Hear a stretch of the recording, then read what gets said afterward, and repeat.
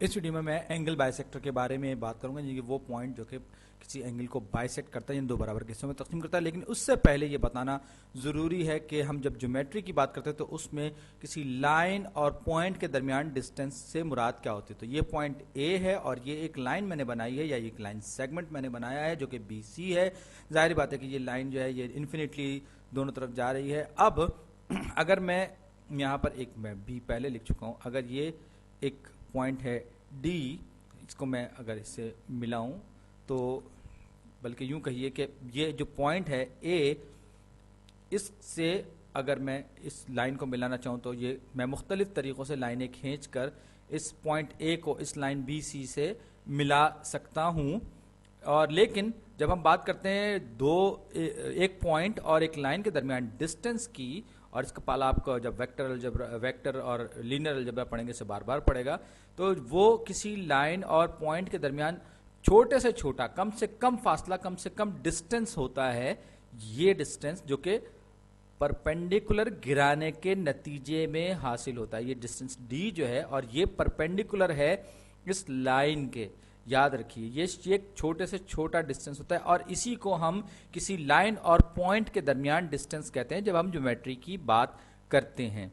तो ये पॉइंट, और मैं एक पॉइंट यहां भी बना सकता हूं जो कि पॉइंट ई हो, अगर आप चाहें तो देख लें। ये जो है, अगर ये डिस्टेंस जो है, ये अगर फर्ज कर लीजिए कम से कम ना हो, मुझे ये मालूम करना है कम से कम है या नहीं, तो मैं ए को ई से मिलाऊंगा और आप ये देखिए कि राइट एंगल ट्राइंगल बन गई है, जिसमें एक हाइपोटेन्यूज जो है वो ये फर्ज कर लीजिए ये पॉइंट है एफ। तो ये ए ई एफ जो है एक ट्राइंगल बन गई है जिसमें कि और ये राइट एंगल ट्राइंगल है। इसमें आप देख सकते हैं कि ये डी जो है ये परपेंडिकुलर है और ए ई जो है हाइपोटेन्यूज है।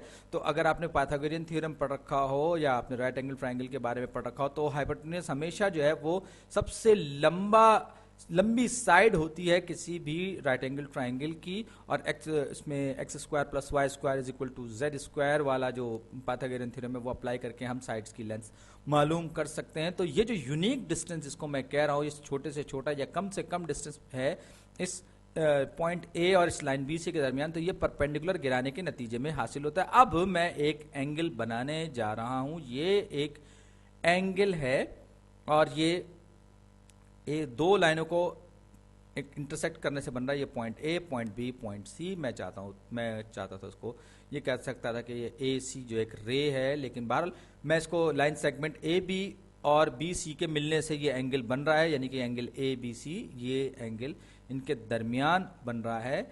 अब मुझे ये मालूम करना है कि अगर कोई लाइन, इसको यूं कहें कि कोई एंगल बाइसेक्टर पे हो, यानी कि कोई ऐसी लाइन हो जो इस एंगल को दो बराबर के एंगल्स में तकसीम कर रही हूं। मैं इसी दौरान इसको ठीक से बनाने की कोशिश करता जा रहा हूं, ये कुछ बेहतर लग रहा है, कुछ बेहतर लग रहा है पहले के मुकाबले में। तो ये एक लाइन और है, ये एक लाइन सेगमेंट है, मैं इसको रे भी कह सकता था जिसका कि एक पार्ट ये बी डी है, लेकिन मैं इसको फिलहाल अपनी आसानी के लिए कह रहा हूं कि ये एक लाइन सेगमेंट बी डी है और एंगल डी बी सी जो है वो बाइसेक्ट कर रहा है एंगल ए बी सी को।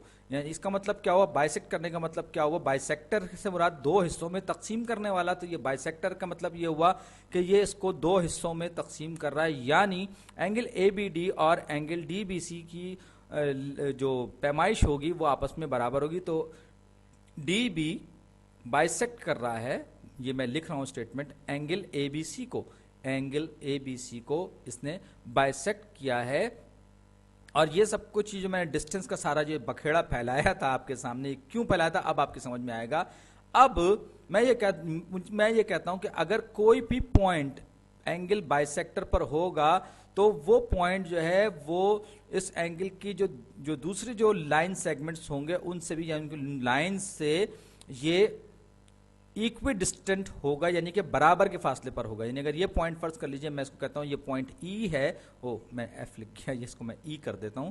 ये पॉइंट जो है, अगर ये एफ ई पॉइंट ई है और ये एंगल बाइसेक्टर पर है, यानी कि डी बी बाइसेक्टर पर मौजूद है। अब मैं इससे परपेंडिकुलर गिराऊंगा लाइन सेगमेंट, या यूं कि लाइन बी सी पर परपेंडिकुलर गिराऊंगा, ये जो फासला है या ये डिस्टेंस जो है ये इसके बराबर होगा फर्ज कर लीजिए मैंने इन दोनों पॉइंट्स को जहाँ पर ये टच कर रहा है इसको, ये इसकी लेंथ को मैं कहता हूँ कि ये ई बी ए, बल्कि मेरा ख्याल ये है कि मैं यहाँ पर इसका ये जो लाइन है इसमें कुछ नोटेशंस भी डाल दूँ।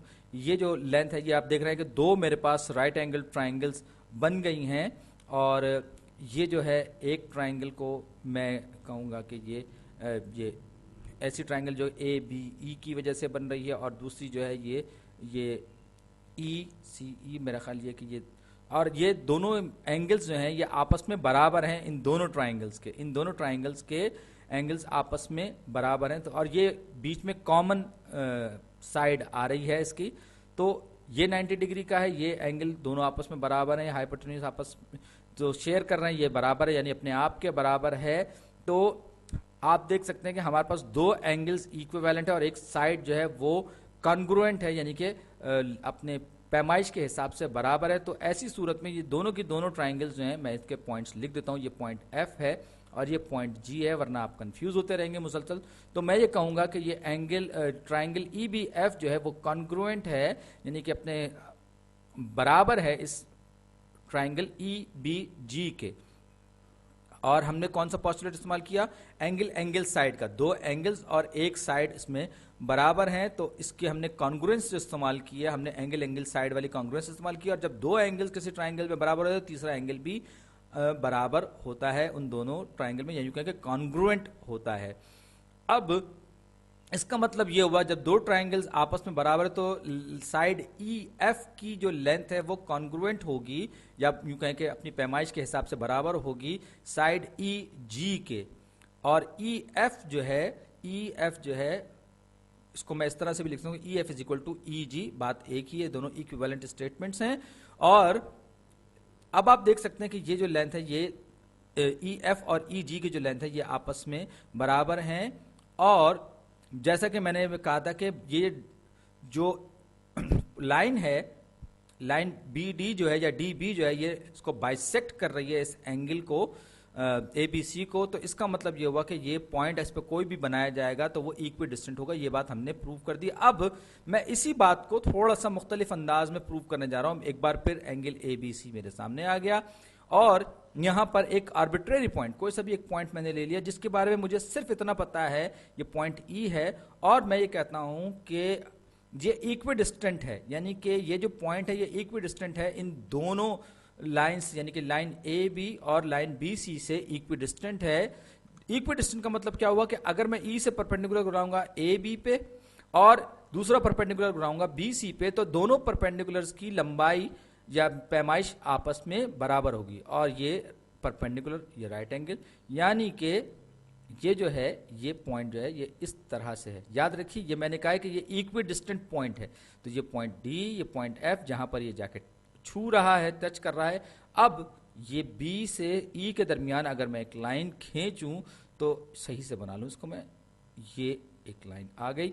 अब आप देख सकते हैं कि ये एक बार फिर वही वाला केस हो गया कि दो साइड्स की लेंथ आपस में बराबर है। ये साइड कॉमन है, ये अपने आप के बराबर होगी। और पाइथागोरियन थ्योरम के जरिए हमें पता है कि अगर दो पाइथागोरियन इस्तेमाल कर थ्योरम इस्तेमाल कर हम तीसरी साइड मालूम कर सकते हैं। अगर ये दो साइड आपस में बराबर है तो हम ये कहते हैं कि ये तीसरी साइड भी अपनी लंबाई के हिसाब से बराबर होगी, क्योंकि एक एंगल जो है वो 90 डिग्रीज का है। और अगरचे मैं चाहूँ तो साइड का पॉस्टुलेट भी इस्तेमाल कर सकता हूँ, लेकिन यहाँ पर स्पेशल केस SSA का इस्तेमाल होगा, जो कि हमने पहले वीडियो में देखा है कि वो पॉस्टुलेट तो नहीं है, लेकिन इसका स्पेशल केस RSH केस कहलाता है, यानी कि राइट एंगल साइड और हाइपोटेन्यूज की लेंथ अगर आपस में बराबर हो तो दो ट्राइंगल्स हैं वो कॉन्ग्रुएंट होंगी एक दूसरे से। यानी ये जो ट्राइंगल EBD जो है ये कॉन्ग्रुएंस होगी या कॉन्ग्रुएंट होगी ट्राइंगल EBF के।